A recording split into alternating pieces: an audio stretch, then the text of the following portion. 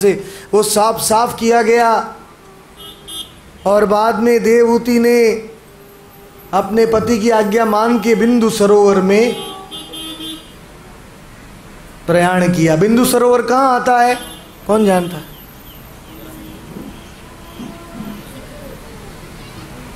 कोई कहता है सिद्धपुर में आता है, गुजरात में, और भुवनेश्वर में भी है बिंदु सरोवर।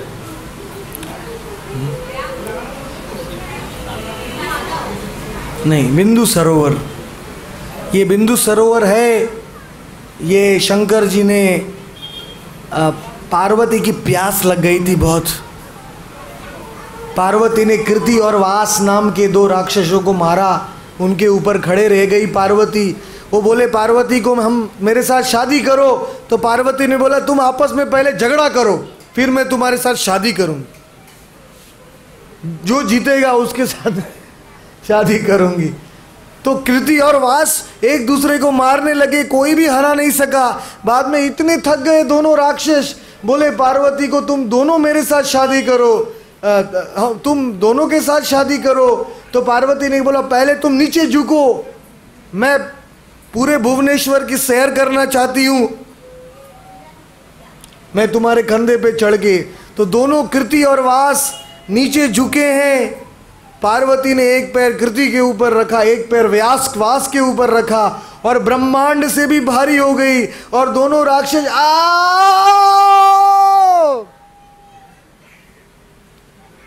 करके मर गए दोनों राक्षस। इतना वजन हो गया पार्वती का। बाद में पार्वती को इतनी प्यास लगी, क्योंकि पार्वती इतना वजन के साथ चरण रखे थे। शंकर जी को बोला तुरंत मुझे पानी चाहिए पीने के लिए। तो शंकर जी ने त्रिशूल से पाप मोचन तीर्थ बना दिया। सुंदर कुआं है भुवनेश्वर में। तो कुएं का पानी तो पार्वती एक ही मिनट में पी गई, पूरा कुआं खाली हो गया।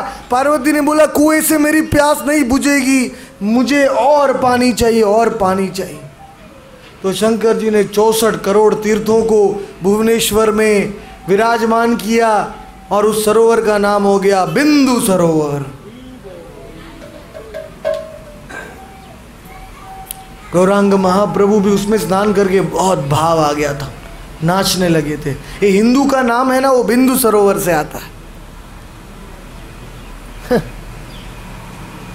एक सिंधु नदी है अफगानिस्तान में, और ओडिशा में बिंदु सरोवर है। तो दोनों के बीच में जो रहते हैं उनको हिंदू कहा गया है।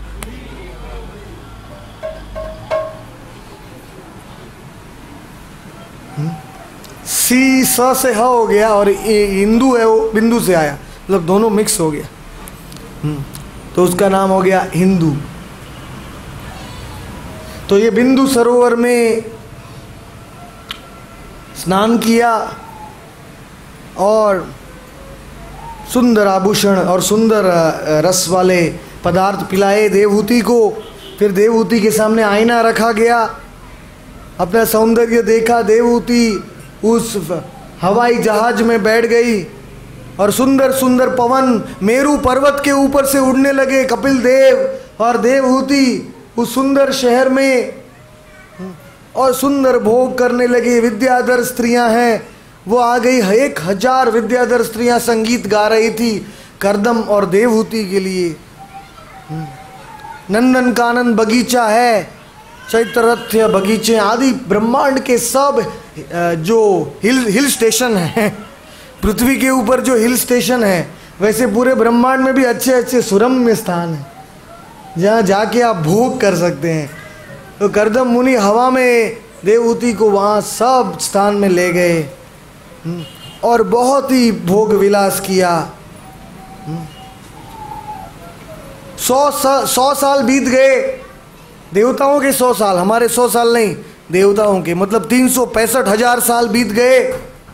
बाद में करदम मुनि ने अपना वीर्य देवहूति के घर में रखा, और देवहूति को 9 पुत्री हुई, जिनके बहुत सौंदर्य था। उसके बाद देवहूति ने देखा कि अपने पति घर को छोड़ के जा रहे हैं, तो देवहूति बहुत विचलित हो गई, आंसू बहने लगी। कहती हैं, हे मेरे पति जी, हमने हजारों साल इस विमान में बिता दिए इंद्रिय तृप्ति में, लेकिन अब तक मुझे संतुष्टि नहीं मिली है। न कृपा, न करुणा, नोपशांति।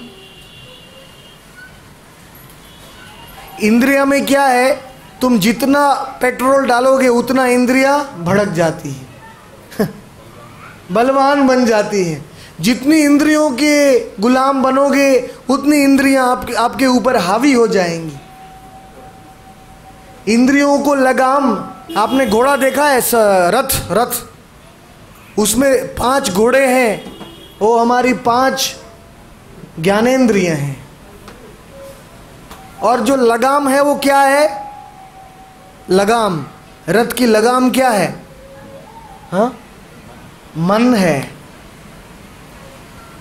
तो जब इंद्रियां कहती है ऐसा करो तो खुशी हो जाओगे, ऐसा करो तो खुशी हो जाओगे, तब मन से इंद्रियों को टाइट करना चाहिए। आप जो भी इंद्रियां कहेंगी वही करेंगे। तो रथ सारथी नहीं चला सकता है, रथ कौन चलाएगा, घोड़े चलाएंगे। वो सारथी का लगाम लूज है, वो बेचारा घोड़े को पकड़ ही नहीं पा रहा है। जिस दिशा में घोड़ा जा रहा है उस दिशा में ये भी जा रहा है। उस प्रकार से जिसकी इंद्रिय कंट्रोल में नहीं है वो गोस्वामी नहीं बन सकता है, वो गुलाम हो जाता है, गोदास, खड्डे में गिर जाता है उसका जीवन। तो मन इसीलिए भगवान ने दिया है इंद्रियों को लगाम में रखने के लिए। और मन को कौन पकड़ता है, जो सारथी कौन है हमारे रथ का सारथी? अरे आपने गीता पढ़ा है, आपको ये भी नहीं पता है? हाँ, बुद्धि। भी भागवत में गीता का सप्ताह करना पड़ेगा।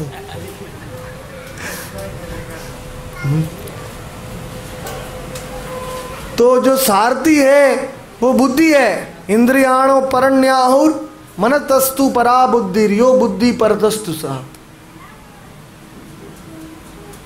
बुद्धि है वो सक्षम कैसे बनती है, बुद्धि कैसे सक्षम बनती है? पनीर खाने से? बुद्धि सक्षम कैसे बनती है? हाँ? अरे भागवत सप्ताह में आने से। इतना सिंपल उत्तर है। अब सत्संग सुन रहे हैं तो बुद्धि स्ट्रांग हो रही है आपकी, फिर बुद्धि मन को कंट्रोल में रख सकती है। अरे नहीं, गुरुजी ने कहा था ऐसा तो पाप है, ये नहीं करना चाहिए, मन को चुप कराती, पकड़ो लगाम को। तो इसलिए देवहूति को बाद में अनुभव हुआ कि हमने इतना भोग किया, हजारों साल तक, 1000 साल तक उस महल में, तो भी आनंद सुख शांति नहीं मिली। तो हे करदम जी, मुझे एक ऐसा संतान दीजिए जो संतान मेरा उद्धार करेगा, आप मत जाइए।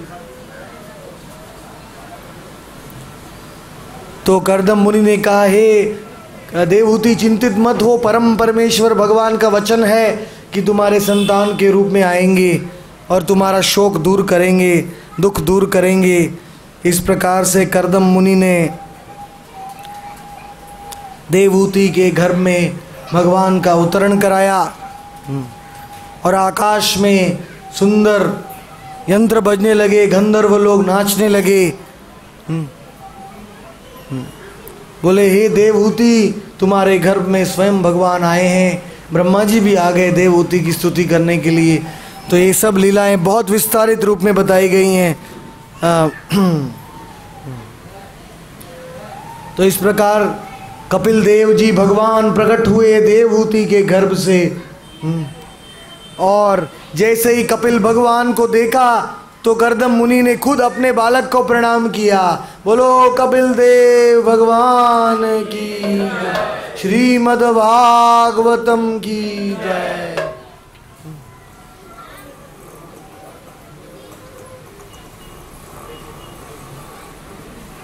तो हे प्रभु मुझे आज्ञा दीजिए। कर्दम मुनि कहते हैं मुझे वन में जाने के लिए, आपका स्मरण करने के लिए अनुमति दीजिए। तो कपिल देव ने कहा, देखो कर्दम, तुम्हारी इच्छा के कारण मैं देवहूति के पुत्र के रूप में आया हूँ सांख्य योग सिखाने के लिए। सांख्य योग मतलब 25 प्रकार के पदार्थों के बारे में नेति नेति अंत में भगवान का तक पहुँचने के लिए पहले भगवान की जड़ शक्ति को जानना जरूरी होता है, क्योंकि भगवान तक जाने के लिए क्या भगवान नहीं है, भगवान की बहिरंग शक्ति क्या है वो जानना पड़ता है। यस्तु विद्याम च अविद्याम च यस्तद वेदो भयम सह। विद्या और अविद्या, अविद्या को जानने से हमें पता चलता है कि असली विद्या क्या है। उसी प्रकार सांख्य विश्लेषण है, इससे हम विश्लेषण करके भगवान तक पहुंच सकते हैं। तो ऐसा बोल के सुंदर सिंहासन के ऊपर कपिल देव बैठ गए और उनकी माता देवहूति उनकी शिष्य बन गई और कपिल देव जी से सर्वश्रेष्ठ ज्ञान को स्वीकार कर रही हैं।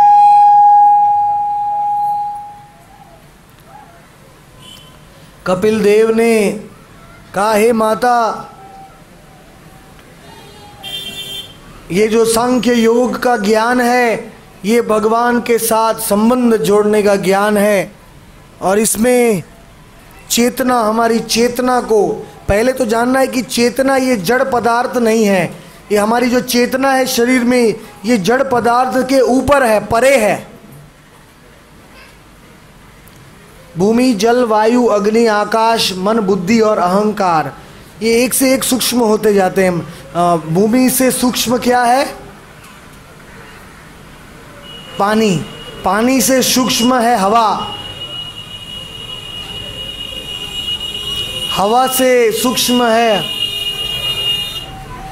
अग्नि, नहीं अग्नि है, अग्नि से सूक्ष्म हवा है, और हवा से सूक्ष्म है आकाश, और आकाश से सूक्ष्म क्या है? मन है। गीता को पढ़िए, कृपा करके गीता को पढ़िए।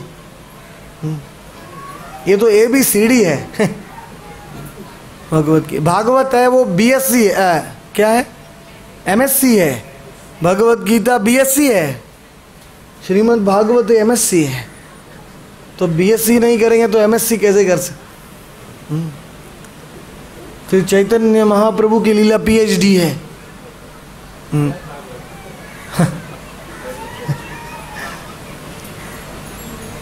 तो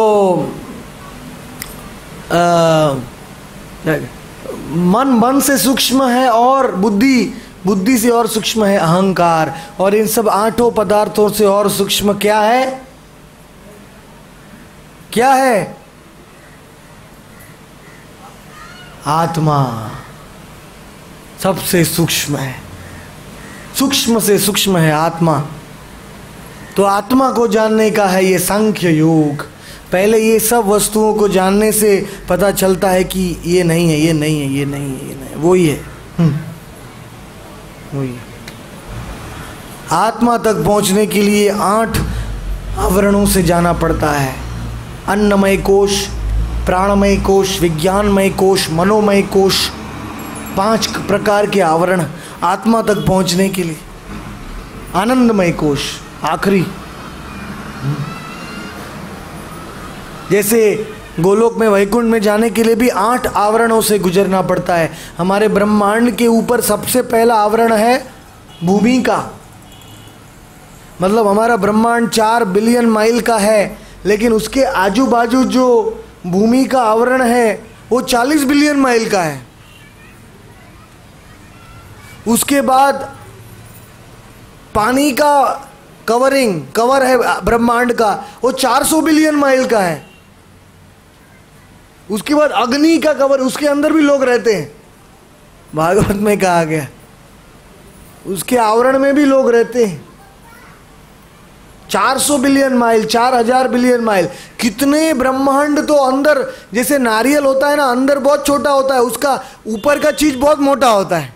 देखा है आपने?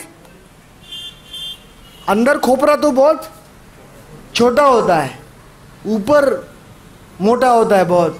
वैसे हमारा ब्रह्म अंड है, ब्रह्मांड बहुत छोटा है अंदर से, लेकिन उसकी आवरण बहुत ज्यादा है। ये आवरण ज्यादा क्यों बनाए हैं भगवान ने? इतने मोटे मोटे आवरण क्यों बनाए ब्रह्मांड के? क्योंकि बद्ध जीव को यहां से न निकल पाए। जब तक हम बद्ध हैं तब तक इससे बाहर नहीं जा सकते। सिद्ध पुरुष जब सिद्ध बनते हैं तभी वो, अर्जुन भी नहीं जा सकता था, भगवान रथ में बिठा के अर्जुन को लेके गए थे लोकालोक पर्वत के ऊपर। भागवत में दशम स्कंद में कथा है। तो इसलिए ब्रह्मांड से बाहर निकलना तो बहुत ही असंभव है। हम फंस गए हैं, जैसे जेल में हमेशा के लिए फंस गए हम। कृष्ण भूली जीव अनादिर बहिर्मुख।